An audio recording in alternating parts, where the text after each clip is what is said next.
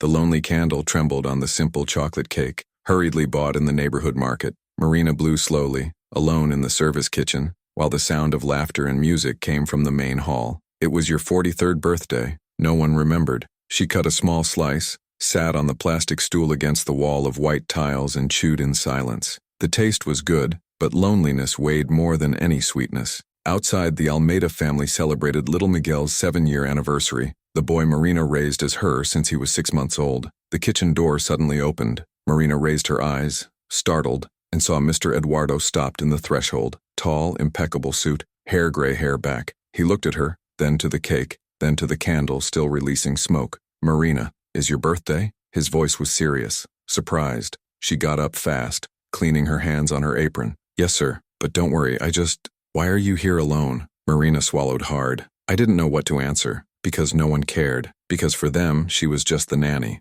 because in that 3-story house, covered pool and winter garden, she was invisible. But before he could talk, Mr. Eduardo approached, pulled a chair and sat at the wooden table where the employees ate. He looked at the cake, then to her, and smiled, a tired but genuine smile. "Can I?" Marina blinked, confused. "Sir, can I eat a piece of your birthday cake?" She couldn't answer. He just nodded, still stunned. Eduardo took a fork, cut a generous piece, and proved. "It is good. Simple, but good." He paused. "Like you, Marina. Simple, good, and essential." The tears came without warning. Marina turned her face, trying to hide them, but he had already seen it. "Sorry, sir, No, I'm sorry." Eduardo lowered the fork. "You have been taking care of my son for 6 years. Sleep here 4 nights a week. Wake up at dawn when he has a fever. He teaches him how to read, to tie his shoe, to apologize. And I didn't even know it was your birthday today." Marina wiped her face with the back of her hand. "You are very busy. I understand. It's no excuse." He got up, took his wallet out of his pocket and put some notes on the table.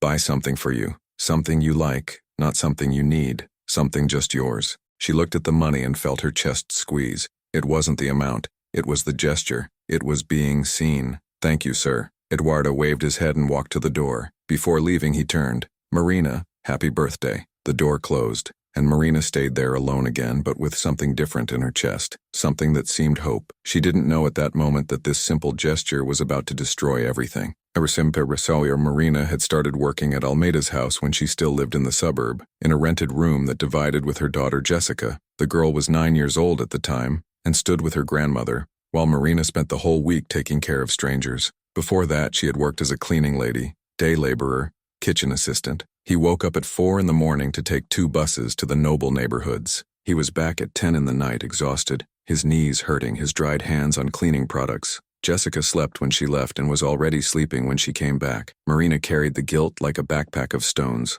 When he saw the advertisement for full-time nanny with a fixed salary and 4th in the back, he thought it was the solution. I could save, send more money to the grandmother, ensure that Jessica had a new uniform, school supplies, perhaps even a school excursion. At first it was just to pay the bills, but when Miguel was born, a fragile premature baby who cried all night, Marina closed. The mother, Patricia, had no patience. It was more concerned about the reforms of the house, the trips to Miami, the charity dinners. Eduardo worked 16 hours a day building the real estate empire that supported that lifestyle. Who ninava Miguel was Marina, who changed the diapers, warmed the bottles, sang the lullays. Those who sat on the floor to assemble Lego, read stories, clean graded knees. She watched his first steps, heard the first words. It comforted the first falls. Patricia appeared for the photos, to show the child on social networks, for school events where other mothers would be present. But in real moments, fever in the middle of the night, fear of the dark, nightmares,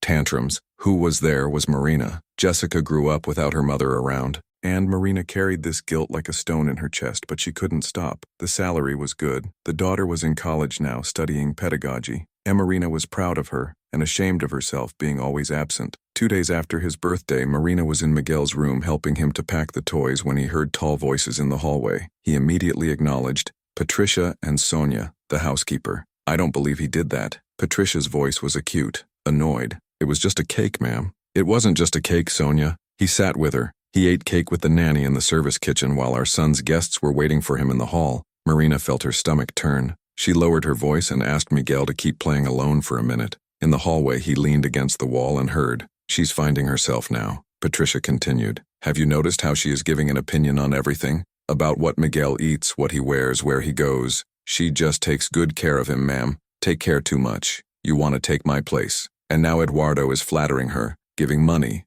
attention. Mr. Eduardo is generous with everyone. With her, he's different. I see how he looks. As he thanks, he never thanks me like that. Marina closed her eyes. It was not true. She had never done anything to deserve this kind of accusation. But I knew that jealousy didn't really need to grow. I want you to keep an eye on it, Patricia said firmly. Any slip, any error, you warn me. I will not let a maid think he can send this house. Marina returned to Miguel's room, the heart's heart. The boy raised his eyes, smiling. Marina, are you going to sleep here today? She forced a smile. I will, my love. Great. I like it when you stay. She hugged the boy and felt the weight of what was coming. In the following days, things have changed. Patricia began to appear more, supervised everything Marina did. He criticized the food she prepared for Miguel, the bath time, the clothes she chose for him to wear. Miguel will not wear this Taj shirt. It looks like poor clothes. He wants to watch this drawing, lady. I decide what he watches, Marina. I am the mother. Marina lowered her head and obeyed, but I felt the poison entering little by little. The criticism was constant. In front of Miguel, in front of Sonia, in front of the gardener, the driver, anyone nearby. Patricia wanted to humiliate her, and was getting it. Sonia, who was once neutral, now avoided Marina. I didn't talk anymore. I didn't divide the meals. Worse, he had started to turn his things. Marina realized why she found the drawer of her badly closed dresser, the clothes out of place. There was nothing of value there, but the invasion was already a message. She thought about talking to Mr. Eduardo, but how? He was barely at home, and when he was, Patricia monopolized her attention. One afternoon, Marina was washing the dishes when she heard Miguel cry up upstairs. She dried her hands and ran up. The boy was sitting on the bedroom floor, hugging the teddy bear Marina had given him at Christmas. What is it, my love? Mom said I can't sleep with you anymore. Marina felt the air miss. Why? She said I'm big now. What a big boy sleeps alone. But I'm afraid, Marina. She knelt beside him and held her small hands. I'll be here, okay? Right on the side. If you need it, just call me. Promise? I promise. But Marina knew this promise was being sabotaged. Patricia was trying to push her from the boy, and that hurt more than any insult. One Thursday night, Marina went down to pick up water in the kitchen when she saw light on Mr. Eduardo's office. The door was ajar, and inside, Patricia spoke on the phone, low, but tense. Marina stopped in the hallway, holding her breath. No, he doesn't suspect anything. Yes, I signed. Everything is in the name of offshore. He never looks at these documents, you know how it is. Marina's blood froze. How much? Perfect. Transfers Monday. No, he won't notice. The accountant is my cousin, remember? And if he finds out, I play the blame on the nanny. I say she had access to the papers. Simple as that. Marina felt her legs weakened. She leaned against the wall, trying not to make noise. I have to hang up. Someone can hear. The sound of steps. Marina turned and ran back to her room. Her heart fired. He closed the door slowly and leaned against her, trying to soothe what she had just heard. Patricia was stealing her husband, diverting money, using a ghost company. Worse, I already had a plan to blame Marina if something was wrong. Marina slid down the door to the floor, hugging her knees. She was the invisible nanny, the woman that no one noticed. But now, unintentionally, he had become the only witness to a crime. And also, the expiat bode, perfect corny. Marina didn't sleep that night. He was lying in the dark, looking at the ceiling, thinking about what to do. Tell Mr. Eduardo? Would he believe her? Or could Patricia be able to turn the game, accuse her of a liar, the self-interested, someone who wanted to destroy the marriage? What if Marina lost his job? How would you pay Jessica's college? How would it survive? She took the cell phone and sent a message to her daughter. Hi, my love. Is everything okay? I miss you. The answer came fast. Hi, Mom. All great. I went to the didactic test. Thank you for everything you do for me. I love you. Marina felt the tears come down. Jessica was happy. He was conquering his dreams, and Marina couldn't let everything collapse now. But there was something bigger at stake. She had seen the truth, and the truth, Marina knew, always had a price. She just didn't imagine the price would be almost her life. Marina woke up early on Friday with her heavy body and accelerated mind.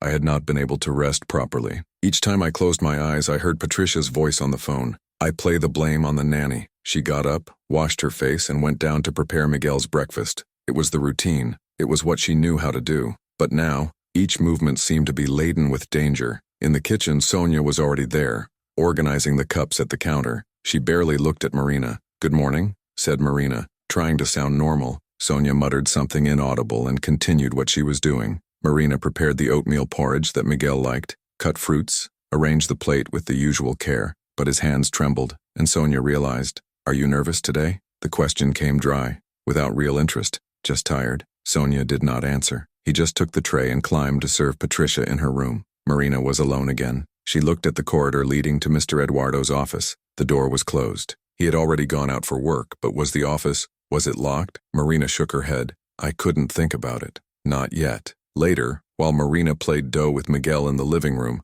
Patricia descended the stairs wearing a light blue dress and high heels. She was on the phone, laughing too loudly. Yes, it's all right. You can come second. I sign the papers and we close it soon. Perfect. Kiss. She hung up and looked at Marina as if she had just realized she was there. Marina, I'm going out. I'll be back in the afternoon. Miguel has lunch at noon. Yes, ma'am. Patricia passed perfume, took the bag of designer, and left without saying anything else. The sound of the door knocked around the house. Miguel continued to shape a PLA dough snake, oblivious to everything. Marina forced a smile and helped him make the scales. But your mind was far away. It's all right. You can come and get second. I signed the papers. Monday. From there, 3 days. Marina needed to find out what was going on. But how? In the afternoon, while Miguel took a nap, Marina found herself upstairs. The house was silent. Sonia had gone out to shop. Patricia had not yet returned. Mr. Eduardo was in his office in the city center. Marina stopped in front of the office door. Her heart beat hard.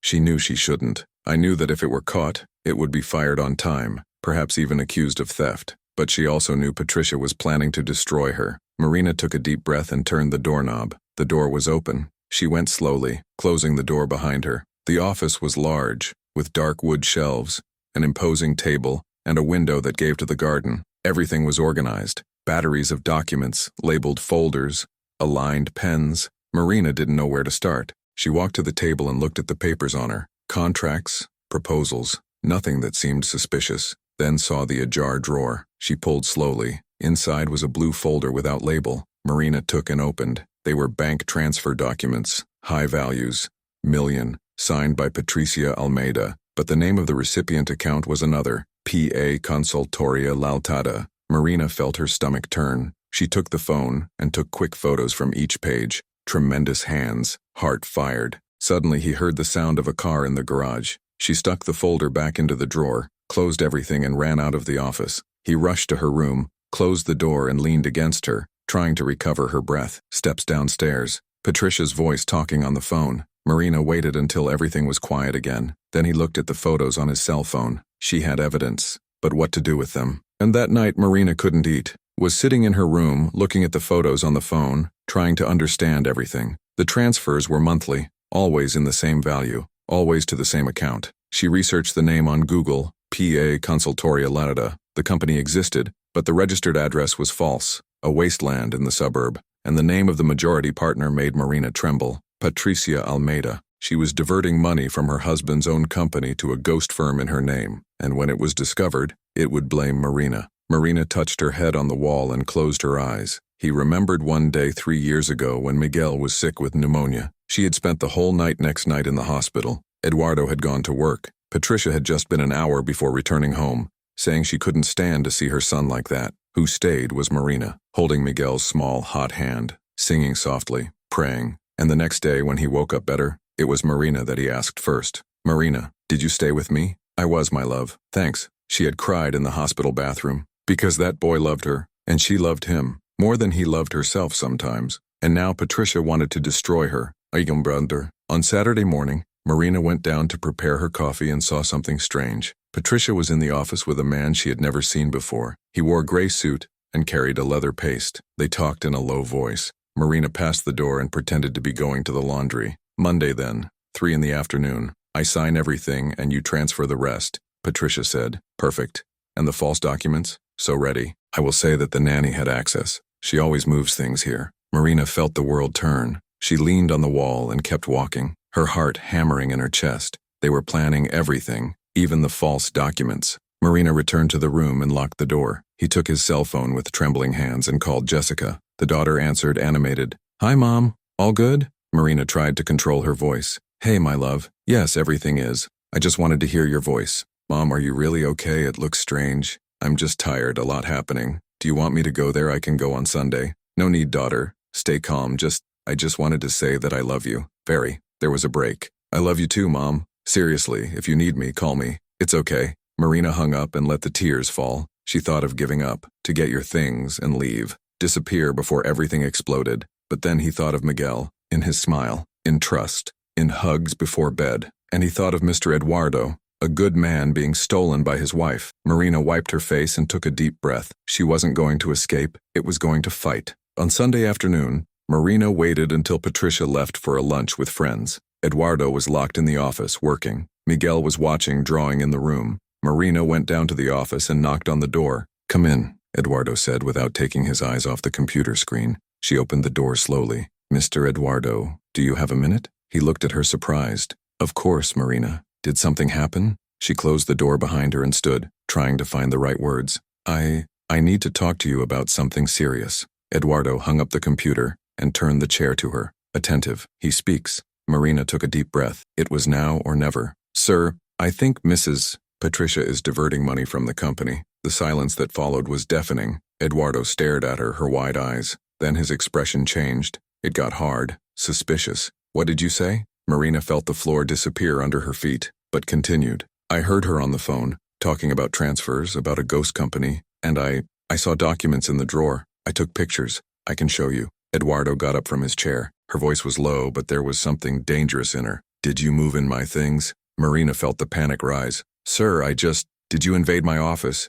Did you escape my drawers? Did you take photos of confidential documents? Lord, please listen to me. Listen to me." Eduardo took a step toward her. "Do you come here to accuse me of my wife, my son's mother, theft? Based on what? In gossip, in your imagination? It's not imagination.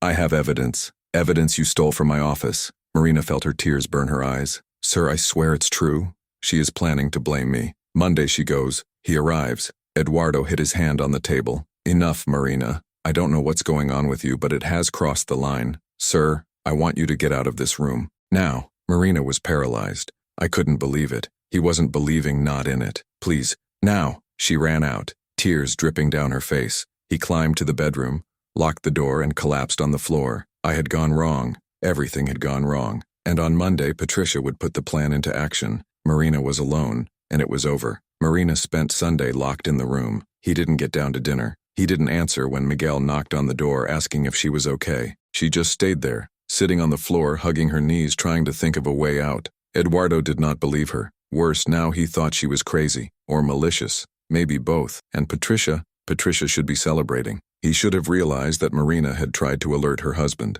and now I was even more prepared to destroy it. Marina looked at her cell phone. The photos were still there. Transfer documents, concrete proofs of fraud. But what good was having proof if no one believed in her? She needed help, but from whom? Marina's mother had died 5 years ago. The father she didn't even know. Jessica was a student and did not understand anything about laws or companies. The other employees of the house were on the side of Patricia, or too afraid to get involved. Marina was alone. On Monday morning, she woke up with a knot in her stomach. Today was the day Patricia would run the final plan. Marina went down to the kitchen and found Sonia already preparing the coffee. The housekeeper didn't even look at her. "Good morning," Marina tried. Nothing. "Sonia, could we talk?" Sonia turned, the cold eyes. "I have nothing to talk to you. Please, me only. Mrs. Patricia warned me that you are inventing stories, speaking of her bad for Mr. Eduardo. I think you better take care of your life, Marina." Marina felt her chest squeeze. Patricia had already spread her version. "I had already poisoned everyone.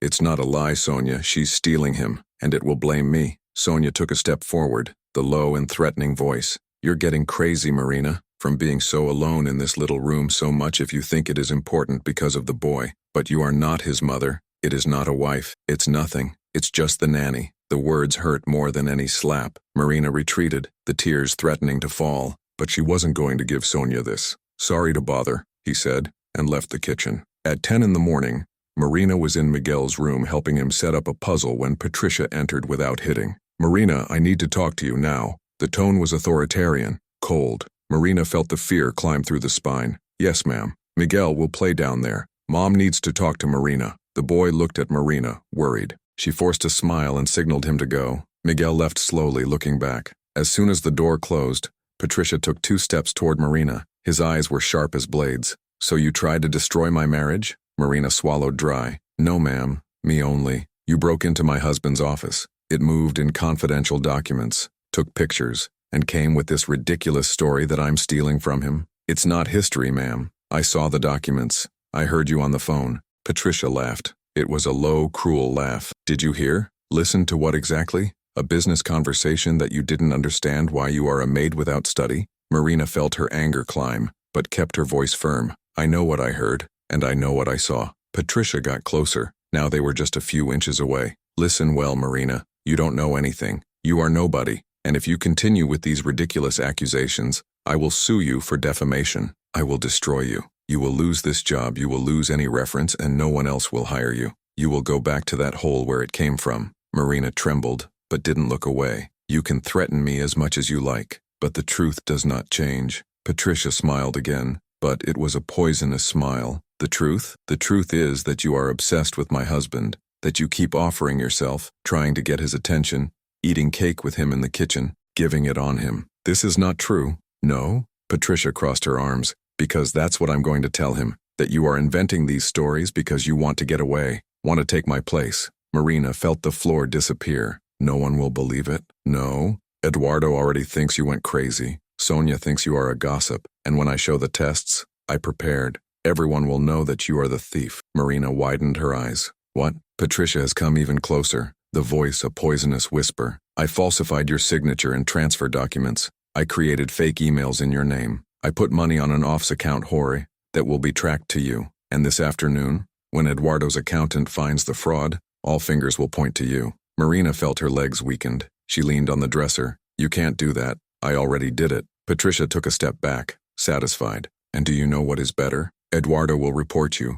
You will be arrested. It will lose everything. And I will continue here, in my perfect life, with my son and my money. Marina felt the tears fall. But they were not tears of defeat, they were of anger. You won't get away, I got it already. Patricia opened the door. Oh, and Marina, arrange your things. You have until 3 in the afternoon to leave this house. After that, I call the police. The door knocked. And Marina stayed there alone, trembling, trying to breathe. She had 3 hours. 3 hours before being accused of a crime he did not commit. 3 hours before losing everything. Marina sat on the bed, her heart fired, the accelerated mind. Could not panic. Not now. She took the cell phone and looked back at the photos of the documents. It had evidence, but Patricia also had false but convincing evidence. Who Eduardo was going to believe, the rich and influential wife or the poor and poor babysit? Marina knew the answer, but then it remembered something Patricia had said in that conversation on the phone. The accountant is my cousin. The accountant, he was involved. If Marina could prove that the accountant was an accomplice, that he falsified documents with Patricia, perhaps Eduardo finally believed. But how? Marina looked at the clock. 12:15. Less than 3 hours. She needed to act fast. Marina left the room and slowly down the stairs. The house was silent. Patricia had left, probably for the last meeting with the accomplice. Eduardo was still at work. Miguel was with Sonia in the garden. Marina went to the office. The door was closed but not locked. She entered and went straight to the table. He sought between the papers, contracts, reports, and then found a business card. Roberto Fonseca, certified accountant below, an address and a phone. Marina took the cell phone and called. The hands shake. A man answered. Roberto Fonseca. Hi, I'm Marina. I work at Mr. Eduardo Almeida's house. There was a break. Yes? I need to talk to the Lord. Urgent. About the documents that Mrs. Patricia asked the Lord to falsify. Silence on the other side. Then the voice was tense. Who are you? What do you want? I have evidence. Photos. Audios. And if you don't help me, I'm going to deliver everything to the police. It was a lie. She had no audios, but it was desperate. Are you threatening me? No. I'm giving you a chance. Find me in half an hour, at Rua das Flores Café, alone, or I take everything to the prosecutor. She hung up before he could answer. Marina left the office, rushed to the bedroom, took the bag and the cell phone. He looked at the clock. 12:30. I had to run. Juan Crembier, the coffee was small in the city center. Marina arrived first and sat at a table at the bottom. He ordered an orange juice that could not drink. 15 minutes later, a navy blue man entered. He looked around, nervous, and saw Marina. He walked to her. Are you Marina? I am. He sat, his eyes restless. What do you want? Marina put the phone on the table, the screen showing one of the photos of the transfer documents. I want you to confess. That count everything for Mr. Eduardo, who admits that he falsified documents for Patricia. Roberto looked at the photo and was pale. Where did you get that from? It doesn't matter. It matters that I have, and if you don't confess, I give it all to the police. You are arrested, Patricia too. But if you speak first, make a deal, you may only get a fine. Roberto ran his hand on his face, sweating. You don't understand. She is my cousin. She paid me a lot. I have debts, and I have a daughter in college. I can't be arrested for a crime I didn't commit. Roberto looked at her and then to the photo again. If I confess, she kills me. If you don't confess, I surrender you, and then you all go to jail. He was silent. Marina saw the despair in his eyes, and then he gave in. It's okay, I confess, but only in front of Eduardo, alone, no police. Marina took a deep breath. Today, 3 in the afternoon, in his house. Roberto nodded, defeated. 3 in the afternoon. Marina returned to the house at 2 o'clock. Patricia had not yet arrived. Eduardo was coming back from work. She saw his car entering the garage. She ran to him before she entered the house. Mr. Eduardo, please listen to me. He stopped, annoyed.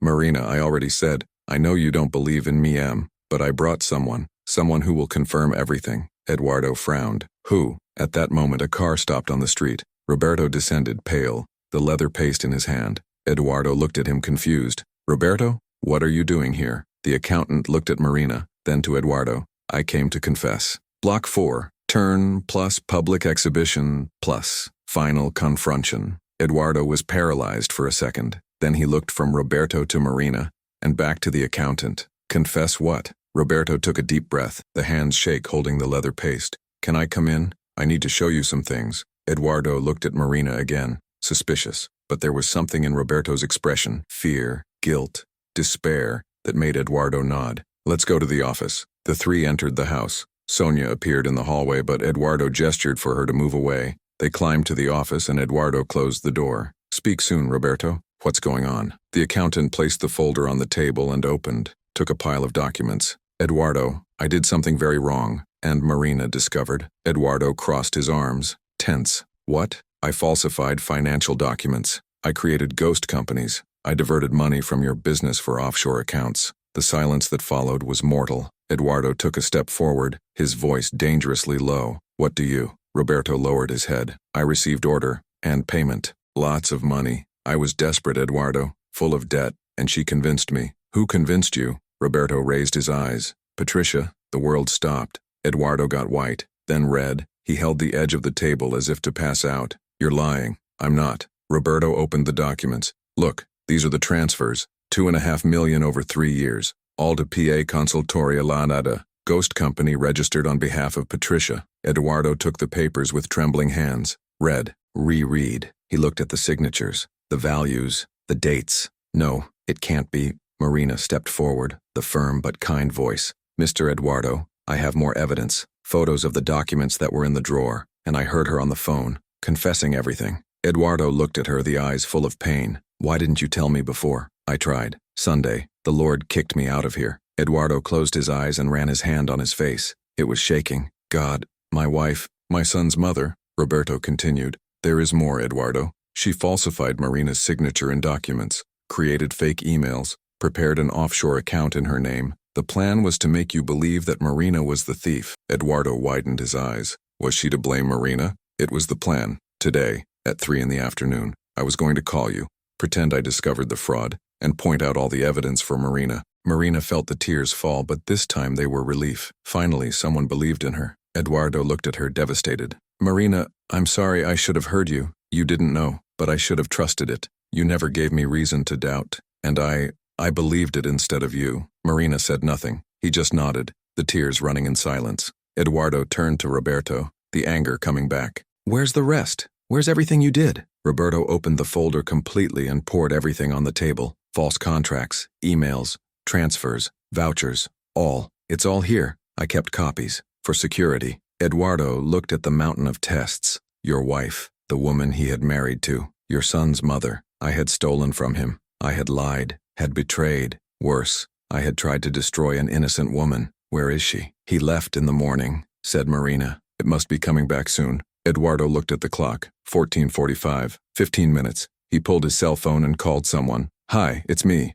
I need you to come urgently. Bring witnesses. And be ready to register everything. It is about financial fraud and forgery. Yes. Acacia Street, 742. 15 minutes, thanks. He hung up and looked at Marina and Roberto. My lawyer comes here, with witnesses, and when Patricia arrives, we will confront her, here, in front of everyone. Exactly at 3 in the afternoon, Patricia's car got into the garage. Eduardo was in the entrance hall, his arms crossed. Marina was in the corner of the room, her heart fired. Roberto was sitting on the couch, pale. And 3 people were there too. Eduardo's lawyer, Dr. Henrique, and 2 witnesses, a notary and a legal secretary. Patricia entered the door, smiling, carrying shopping bags. Eduardo, what a surprise. You came back early. She stopped, saw the people in the room, saw Roberto, saw Marina. Her expression changed. The smile disappeared. What's going on here? Eduardo gave a pea-bot ahead. His voice was cold as ice. I discovered everything, Patricia. She blinked, pretending confusion. What did you find out? The deviation of money, the ghost company, the false documents, the plan to incriminate Marina. Patricia's face went white. I don't know what you're talking about. Eduardo threw the documents on the floor at her feet. No more. Roberto confessed everything. I have evidence. Your signatures, transfers, emails, all. Patricia looked at Roberto, her eyes burning with hatred. You're coward. Patricia Almeida, said lawyer Dr. Henrique, advancing with a folder. I am here as a legal representative of Mr. Eduardo Almeida to inform her that all joint accounts were blocked. His power of attorney has been revoked, and a criminal proceedings for fraud, falsification, and misappropriation will open against you today. Patricia retreated, trembling. Eduardo, you can't do this to me. I can, and I go. He pointed to the door. You have an hour to get your things and get out of this house. And Miguel is with me. You will not come close to my son until the judge decides otherwise. Patricia looked around, desperate. Then his eyes stopped in Marina, and all the anger, all the hatred exploded. This is your fault. She advanced toward Marina. You're nosy.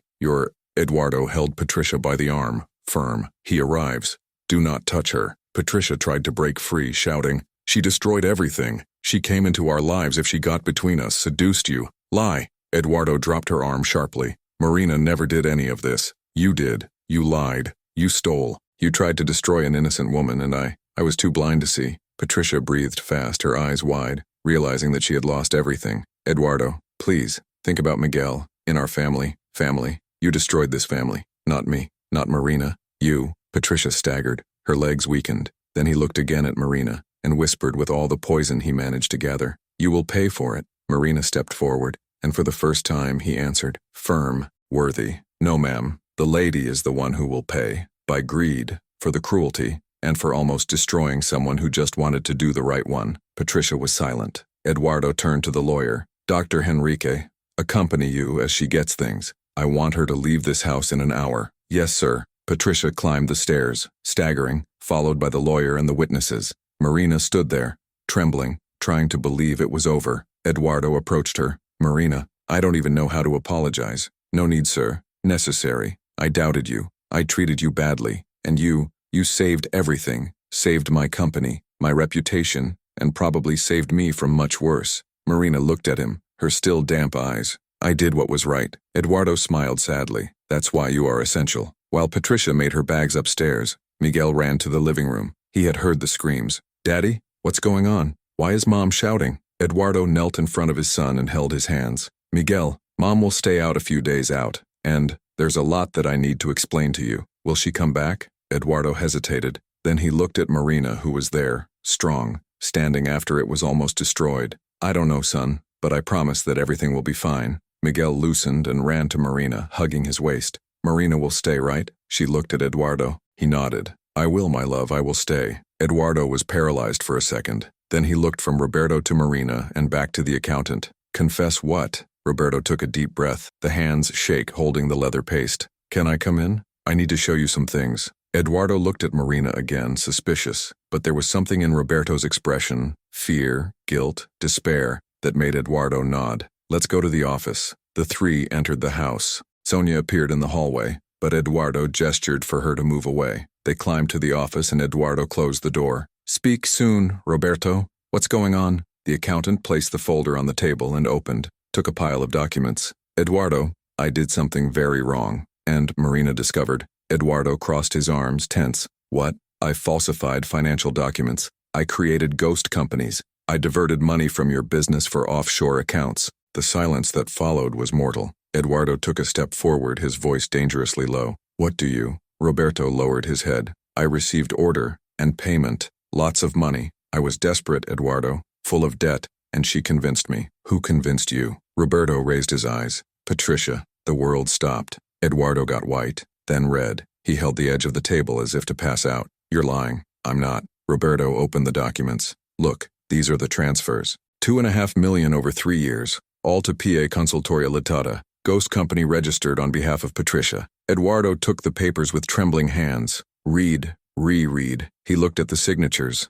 the values, the dates. No, it can't be. Marina stepped forward, the firm but kind voice. Mr. Eduardo, I have more evidence. Photos of the documents that were in the drawer, and I heard her on the phone, confessing everything. Eduardo looked at her, the eyes full of pain. Why didn't you tell me before? I tried. Sunday. The Lord kicked me out of here. Eduardo closed his eyes and ran his hand on his face. It was shaking. God, my wife, my son's mother. Roberto continued. There is more, Eduardo. She falsified Marina's signature in documents, created fake emails, prepared an offshore account in her name. The plan was to make you believe that Marina was the thief. Eduardo widened his eyes. Was she to blame Marina? It was the plan. Today, at 3 in the afternoon, I was going to call you, pretend I discovered the fraud, and point out all the evidence for Marina. Marina felt the tears fall, but this time they were relief. Finally, someone believed in her. Eduardo looked at her, devastated. Marina, I'm sorry, I should have heard you.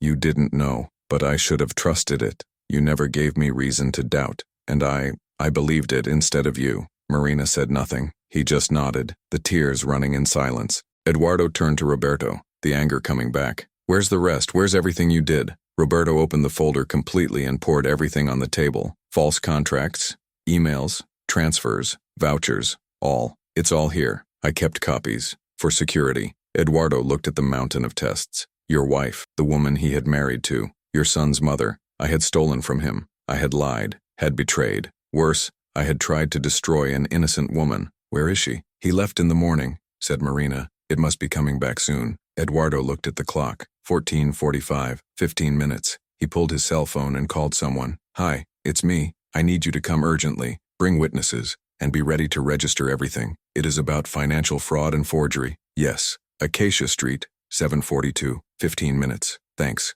He hung up and looked at Marina and Roberto. My lawyer comes here, with witnesses, and when Patricia arrives, we will confront her, here, in front of everyone. Exactly at 3 in the afternoon, Patricia's car got into the garage. Eduardo was in the entrance hall, his arms crossed. Marina was in the corner of the room, her heart fired. Roberto was sitting on the couch, pale, and 3 people were there too. Eduardo's lawyer, Dr. Henrique, and 2 witnesses, a notary and a legal secretary. Patricia entered the door smiling, carrying shopping bags. Eduardo, what a surprise, you came back early. She stopped, saw the people in the room, saw Roberto, saw Marina. Her expression changed. The smile disappeared. What's going on here? Eduardo took a step forward. His voice was cold as ice. I discovered everything, Patricia. She blinked, pretending confusion. What did you find out? The deviation of money, the ghost company, the false documents, the plan to incriminate Marina. Patricia's face went white. I don't know what you're talking about.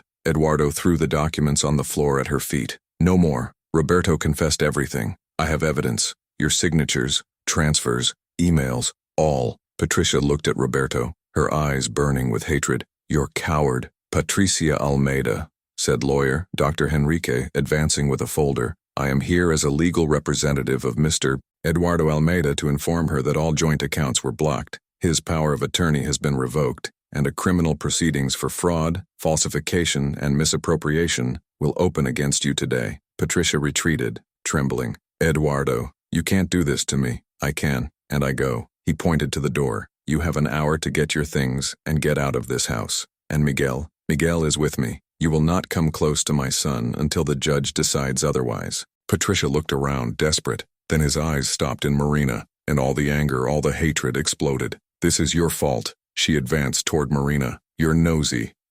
Eduardo held Patricia by the arm, firm. He arrives. Do not touch her. Patricia tried to break free, shouting, she destroyed everything. She came into our lives if she got between us, seduced you. Lie. Eduardo dropped her arm sharply. Marina never did any of this. You did. You lied. You stole. You tried to destroy an innocent woman, and I was too blind to see. Patricia breathed fast, her eyes wide, realizing that she had lost everything. Eduardo, please, think about Miguel. In our family. You destroyed this family. Not me. Not Marina. You. Patricia staggered. Her legs weakened. Then he looked again at Marina. and whispered with all the poison he managed to gather. "You will pay for it." Marina stepped forward, and for the first time he answered, firm, worthy. "No, ma'am, the lady is the one who will pay, by greed, for the cruelty, and for almost destroying someone who just wanted to do the right one." Patricia was silent. Eduardo turned to the lawyer. "Dr. Henrique, accompany you as she gets things. I want her to leave this house in an hour." "Yes, sir." Patricia climbed the stairs, staggering, followed by the lawyer and the witnesses. Marina stood there, trembling, trying to believe it was over. Eduardo approached her. "Marina, I don't even know how to apologize." "No need, sir. Necessary. I doubted you. I treated you badly. And you saved everything. Saved my company, my reputation, and probably saved me from much worse." Marina looked at him, her still damp eyes. "I did what was right." Eduardo smiled sadly. "That's why you are essential." While Patricia made her bags upstairs, Miguel ran to the living room. He had heard the screams. "Daddy, what's going on? Why is Mom shouting?" Eduardo knelt in front of his son and held his hands. "Miguel, Mom will stay out a few days out, and there's a lot that I need to explain to you. Will she come back?" Eduardo hesitated. Then he looked at Marina, who was there, strong, standing after it was almost destroyed. "I don't know, son, but I promise that everything will be fine." Miguel loosened and ran to Marina, hugging his waist. "Marina will stay, right?" She looked at Eduardo. He nodded. "I will, my love. I will stay." To Block 5, Justice, a Renaissance, Final Reflection. 3 weeks later, Marina woke up with the sound of birds singing outside the window. For the first time in a long time, I had slept all night without nightmares. She got up, put on the robe and went down the stairs. The house was different, lighter, without the weight of Patricia's presence. It seemed that even the air circulated better. In the kitchen, Eduardo was already there, preparing coffee. He turned to hear Marina come in. "Good morning." "Good morning, sir." "Marina, you can stop calling me, sir. Eduardo is good." She smiled, still getting used to the change. "Good morning, Eduardo." He served 2 cups and sat at the table. Marina joined him. "How are you?" asked Eduardo. "Better, much better. Yesterday I received the notification of the lawyer. The criminal case against Patricia was accepted, and Roberto closed a ward, winning denunciation. He will witness against her in exchange for reduced penalty." Marina nodded, processing. "And Patricia?" "Responds for fraud, forgery, misappropriation, and attempted false witness. If you are condemned for everything, you can get up to 12 years. Marina felt a tightness in her chest. It was not joy, it was just justice, cold and necessary. "And Miguel?" Eduardo sighed. "Yesterday I talked to him. I explained, the way you can explain to a 7-year-old, that the mother did wrong things, that she will have to answer for it. He cried a lot, poor, but then he asked me if you were going to continue here, and when I said yes, he was relieved." Eduardo looked at her tenderly. "You're his mother, Marina, in everything that matters." The tears came without warning. Marina dropped them. "I love that boy like my son, and he loves you the same way." There was a comfortable silence between them. Eduardo took a sip of coffee and continued. "Marina, I wanted to talk about something else, about your future here." She looked up nervously. "I don't want you to be the nanny anymore." Marina's heart fired. Is Eduardo firing me?" "No, I'm promoting you." He smiled. "I want you to be Miguel's legal tutor, who has rights to the decisions of his life, education, health, everything. And I want to give you a salary compatible with this responsibility." Marina was speechless. I don't know what to say." "Say yes, please. You deserve, and Miguel needs you." "Yes." She smiled through her tears. "Yes, I accept." Eduardo reached out. Marina squeezed. And in that handshake there was more than a professional agreement. There was respect, recognition, gratitude. A week later, Marina was in the room organizing Miguel's clothes when he heard the doorbell play. She descended and opened the door, or I was the side. It was Jessica. Marina widened her eyes. "Daughter, what are you doing here?" Jessica smiled, but there were tears in her eyes. "I needed to see you, Mom. You sent me that message last week telling everything that happened, and I couldn't stay away." Marina pulled her into a tight hug. They were like this for a long time, mother and daughter, finally together. When they loosened, Jessica looked around.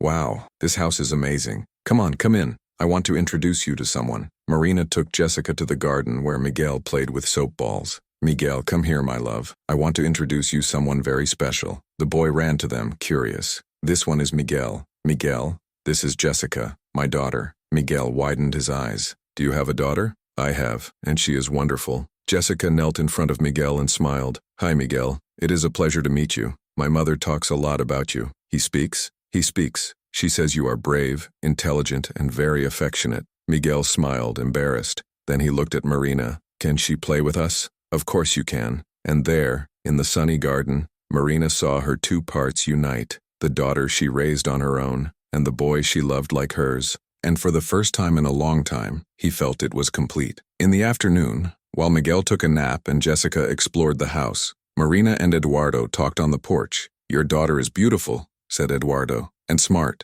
She told me that she is forming in pedagogy. Yeah, my greatest pride. Marina, I know you spent your life sacrificing your dreams of others. By Jessica, by Miguel, for me. But now it's time for you to think of you. She looked at him confused. What do you mean? Did you always want to study? Marina was silent for a moment, then he nodded. Always, but I never had a chance. What if I gave you this chance? I can pay a college. You can study at night while Miguel is sleeping, or during the day if he has at school. Whatever you want. Marina felt her chest squeeze of emotion. Eduardo, this is too much. It is not. It's the least I can do. You saved my life, Marina. Let me return. She looked at the horizon, to the garden, to the house that was now on her in a way, and for the first time, it allowed itself to dream. Pedagogy, she said softly. I always wanted to be a teacher. Eduardo smiled. So let's make it happen. 2 months later, Marina was sitting in a local university classroom. At 43, he had enrolled in the pedagogy course. On the first day, when the teacher asked each student to introduce herself, Marina got up and said, My name is Marina.